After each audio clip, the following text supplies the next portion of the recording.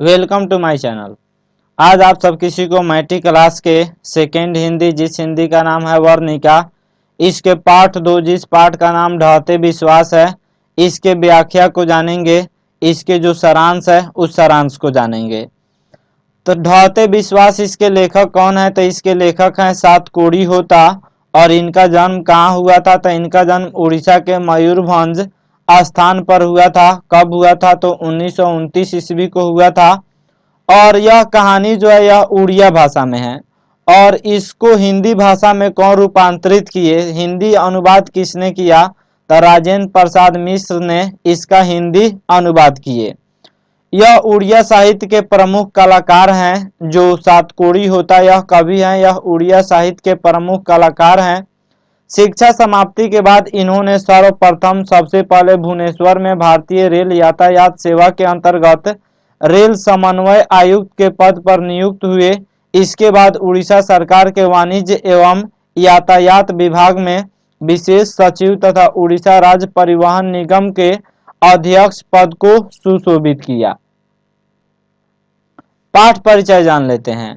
प्रस्तुत पाठ में प्राकृतिक प्रकोप से उत्पन्न समस्या पर प्रकाश डाला गया है।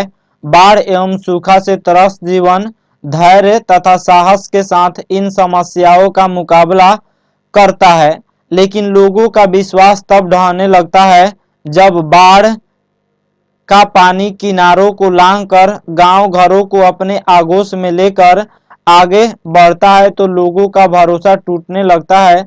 लोगों को मां चंडेश्वरी पर जो विश्वास था वह भी छीन होने लगता है। बार बार किसी पर विश्वास करके इंसान ठगा जा चुका है, इसके साथ विश्वासघात हुआ है। अतः अब कोई व्यक्ति किसी पर विश्वास नहीं करना चाहता है। इस पाठ में क्या है? तो इस पाठ में जो है बाढ़ आपदा है और सूखा आपदा है, इसके बारे में जिक्र किया गया है। सूखा के बाद बाढ़ आ जाती है और वह बाढ़ जो है काफी जान माल की हानि करती है, जिसके चलते लोगों पर जो विश्वास था, ईश्वर पर जो विश्वास था, वह विश्वास टूट जाता है। और जो विश्वास मां चंडेश्वरी पर था यह भी विश्वास लोगों का टूट जाता है और लोग जो है वह ठगा जा चुके हैं। और उसके साथ बार बार वे ईश्वर पर विश्वास कर रहे हैं, फिर भी उनका विश्वास जो है टूट जा रहा है। कैसे वह ठगे जाते हैं? तो सूखा आया, उसके बाद जो है लोगों को उम्मीद था चलो सूखा है तो क्या हुआ, बारिश आएगी तो बारिश में हम रोपनी का इंतजार करेंगे और रोपनी करेंगे। उसके बाद जो है बारिश हुआ और बारिश इतना ना हुआ कि इंसान के साथ जो विश्वास जुड़ा हुआ था कि सूखा से जो है यहाँ पे निपट गए हम लोग, लेकिन बारिश होगी तो हम लोग धान की खेती करेंगे और फसल को अधिक से अधिक उगाएंगे। लेकिन जो है ऐसा नहीं होता है और बाढ़ आ जाती है। इतना अधिक बारिश होती है कि बाढ़ आ जाती है, जिसके चलते इंसान को ईश्वर से नाराजगी हो जाता है और उनका विश्वास जो है वह टूट चुका होता है और वह किसी भी व्यक्ति किसी भी ईश्वर पर विश्वास करना नहीं चाहते हैं। और मां चंडेश्वरी जो थी इस पर से भी उन लोगों का विश्वास टूट जाता है। सारांश को जानते हैं। तो प्रस्तुत कहानी ढहते विश्वास चिंतन प्रधान कहानी है। इसमें कहानीकार सातकोड़ी होता ने उड़ीसा के जनजीवन का चित्र प्रस्तुत किया है। कहानी एक ऐसे परिवार की आर्थिक दुर्दशा से शुरू होती है जिसका मुखिया लक्ष्मण कलकत्ता में नौकरी करता है, किंतु उसकी कमाई से परिवार का भरण पोषण नहीं हो पाता। इसलिए उसकी पत्नी तहसीलदार साहब के घर छिटपुट काम करके उस कमी को पूरा करती है। उसके पास 1 बीघा खेत भी है, लेकिन बाढ़ सूखा तथा तूफान के कारण वह खेत दुख का कारण बन जाता है। क्या होता है? यह कहानी जो ढहते विश्वास है, इसमें जो है सातकोड़ी होता ने एक आम जनजीवन का चित्र प्रस्तुत किया है। उसमें होता यह है कि यहाँ पे एक परिवार होता है और उस परिवार का जो मुखिया होता है, जो हेड होता है, वह कलकत्ता में नौकरी करता है, लेकिन उसकी कमाई से परिवार का भरण पोषण नहीं चलता है। इसलिए उसकी पत्नी भी तहसीलदार के यहाँ काम करती है और इससे अपने परिवार का भरण पोषण करती है। नेक्स्ट है, कई दिनों से लगातार वर्षा होते देखकर लक्ष्मी इस आशंका। लक्ष्मी कौन थी? तो लक्ष्मी जो थी यह लक्ष्मण की पत्नी थी। इस आशंका भयाक्रांत हो गई कि इस बार भी बाढ़ आएगी। तूफान से घर टूट गया था। कर्ज लेकर किसी प्रकार घर की मरम्मत कराती है। तूफान तथा सूखा से त्रस्त होते हुए भी हल किराए पर लेकर खेती करवाती है। सूखा होने के कारण धान के अंकुर जल गए, फिर भी हार न मानकर बारिश होने पर रोपनी करने का इंतजार किसान कर रहे थे। क्या होता है, कई दिनों से बारिश नहीं होती है और सूखा होता है। सूखे के बाद तूफान आ जाता है और तूफान से लक्ष्मी का घर टूट जाता है। और लक्ष्मी के जो पति थे, जो हस्बैंड थे लक्ष्मण, वह कलकत्ता में रहकर नौकरी करते थे। और लक्ष्मी जो थी वह किसी प्रकार कर्ज लेकर घर की मरम्मत कराती है। उसके बाद तूफान और सूखा से त्रस्त होते ही हल जो है सूखा, और जब तूफान गया तो लक्ष्मी जो होती है यह हल किराए पर लेती है और खेती करवाती है। और वह हार ना मानकर जो है, तमाम किसान जो थे वह हार ना मानकर जो है बारिश होने पर रोपनी का इंतजार करते हैं। लेकिन लगातार वर्षा होने के कारण बाढ़ आने की चिंता ने लोगों की नींद हराम कर दी थी। लक्ष्मी का घर देवी नदी के बांध के नीचे था। लक्ष्मी उसी समय ससुराल आई थी जब दलेई बांध टूटा था। बाढ़ की भयंकरता के कारण लोगों की खुशी तुराई के फूल की तरह मुरझा गई। चारों तरफ तुराई एक प्रकार का फूल है जो मुरझाया टाइप का होता है, और उसी तरह लोगों की खुशी मुरझा गई। लोग इसलिए इंतजार करते थे कि बारिश होगी तो फिर हम लोग धान की रोपनी करेंगे। लेकिन बारिश जो है इतना अधिक होती है कि लोगों के दिलों में बाढ़ का चिंता सताने लगती है और लोगों की खुशी मुरझा जाती है। चारों तरफ हाहाकार मचा हुआ था। उस दर्दनाक स्थिति की अनुभूति लक्ष्मी को हो चुकी थी। लक्ष्मी जब शुरू में ससुराल आई थी तो उसने इस तरह के बाढ़ को देखा था और उस दुख को देखा था, तो लक्ष्मी को बार बार यह याद सता रहा था कि फिर कहीं वैसा ही बाढ़ ना आ जाए और वैसा ही दुर्दशा ही देखने को न पड़ जाए। इसलिए लक्ष्मी हमेशा चिंतित रहती थी आगे क्या होता है। इसलिए वह यह सोचकर सिहर उठती है कि यदि पुनः फिर दलेई बांध टूट जाए तो इस विपत्ति का सामना वह कैसे कर पाएगी, क्योंकि तूफान और सूखा ने कमर तोड़ दी है। पति परदेश में है और लक्ष्मी के 3 बच्चे भी होते हैं। लक्ष्मी वर्षा की निरंतरता से भीषण बाढ़ आने की बात सोचकर दुखी हो रही थी। उसके पति लक्ष्मण कलकत्ता की नौकरी से कुछ पैसे भेज देता था और वह स्वयं तहसीलदार का छिटपुट काम करके बच्चों के साथ अपना भरण पोषण कर रही थी। भूमि की छोटा टुकड़ा तो प्रकृति प्रकोप से ही तबाह रहता है। यानी जो 1 बीघा जमीन थी वह अभी लक्ष्मी जो है वह प्राकृतिक प्रकोप से, कभी सूखा, कभी बाढ़, कभी तूफान से वह तबाह रहता था और इसके ठीक से जो है भरण पोषण नहीं होते थे, जिसके चलते जो है क्या होता था कि वह तहसीलदार के यहाँ काम करती थी और जो लक्ष्मण था यह कलकत्ता से कुछ रुपया भेजता था, जिसके चलते इन लोगों की परिवार की गुजर बसर हो जाती थी। दलेई बांध टूटने की विभीषिका तो वह पहले ही देख चुकी थी।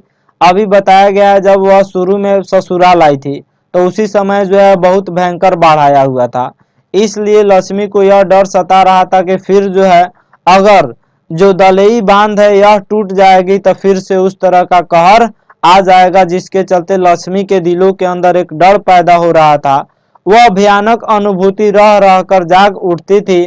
तूफान, सूखा और बाढ़, इन तीन प्राकृतिक विपदाओं से कौन रक्षा करे। बांध की सुरक्षा के लिए ग्रामीण युवक स्वयंसेवी दल बनाकर बांध की सुरक्षा में संलग्न थे। लक्ष्मी भी बड़े लड़के को बांध पर भेजकर 2 लड़कियों और 1 साल का लड़का के साथ घर पर है। पूर्व में ऐसी भयानक स्थिति को देखकर भी लोग यहाँ खिसके नहीं। शायद इसी प्रकार नदियों के किनारे नगर और जनपद बनते गए। इसके पहले भी इतना भयानक जो है बाढ़ आया हुआ था, लेकिन वह जो है कभी भी वहां से छोड़कर नहीं गया। और इसलिए लेखक कहते हैं शायद इसीलिए नदियों के किनारे नगर बसे और जनपद बनते गए। बाढ़ आते गया, बाढ़ का विभीषिका आते गया, लेकिन लोग जो है उसको सहते गए और नगर और जनपद बनते चले गए। जनपद किसको कहा जाता है? तो जनपद जो है एक लोगों के समूह को जनपद कहा जाता है। और भारत जो था वह 16 जनपदों में बटा हुआ था अशोक के समय में। तो लक्ष्मी क्या थी? तो लक्ष्मी भी पूर्व के आधार पर कुछ चिवड़ा बर्तन कपड़ा संग्रह कर लिया। इसके पहले जब बाढ़ आया था तो उसमें लक्ष्मी जो है जानती थी, अतः लक्ष्मी जो है कुछ चिवड़ा बर्तन कपड़ा संग्रह कर लिया।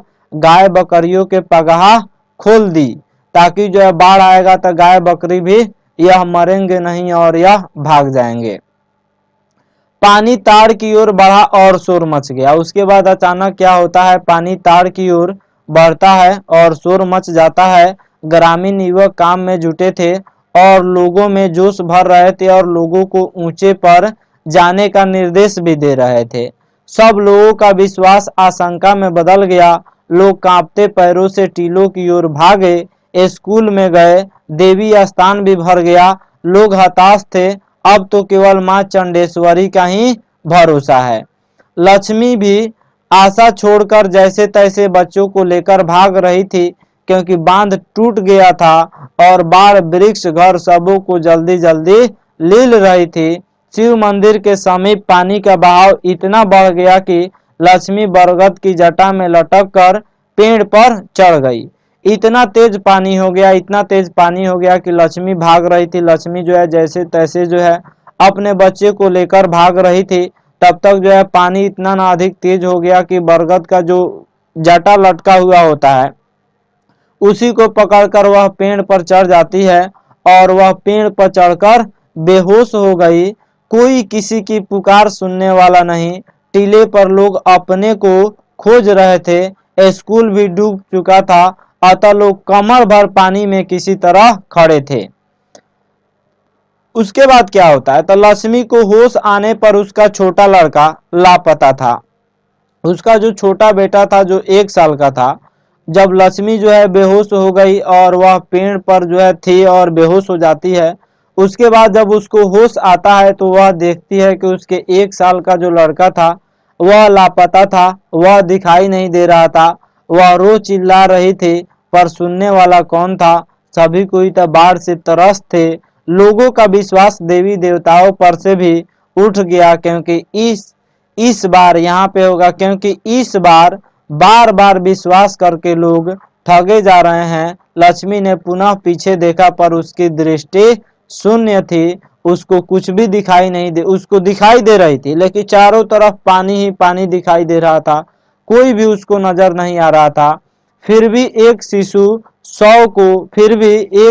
शव को उसने पेड़ की तने पर से उठा लिया। उसके बाद जो है एक छोटा सा बच्चा होता है वह मरा हुआ होता है और उस बच्चे को लक्ष्मी जो है उठा लेती है और उठाकर जो है अपने सीने से लगा लिया, जबकि वह उसके पुत्र का शव नहीं था।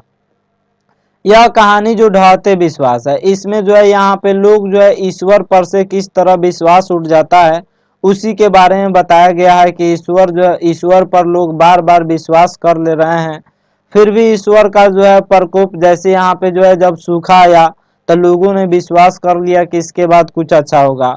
सूखा के बाद अचानक तूफान आ गया, उसके बाद लोग उससे भी सह लिए कि यहाँ पे चलो इसके बाद कुछ ईश्वर अच्छा करेंगे। उसके बाद अचानक जो है बाढ़ आ जाता है और लोग जो है बार बार ईश्वर पर विश्वास कर लेते हैं और माँ चंडेश्वरी पर भी विश्वास कर लेते हैं, फिर भी उनको ठगा जाते हैं, फिर भी वे ठगे जाते हैं। और इस तरह से जो है वह प्राकृतिक आपदाओं में सब किसी का छिन्न भिन्न हो जाता है। अगर यह वीडियो आप सब किसी को अच्छा लगा होगा तो लाइक करें और हमारे चैनल को सब्सक्राइब करें और अधिक से अधिक शेयर करें तथा कमेंट करें। Thank you watching my video.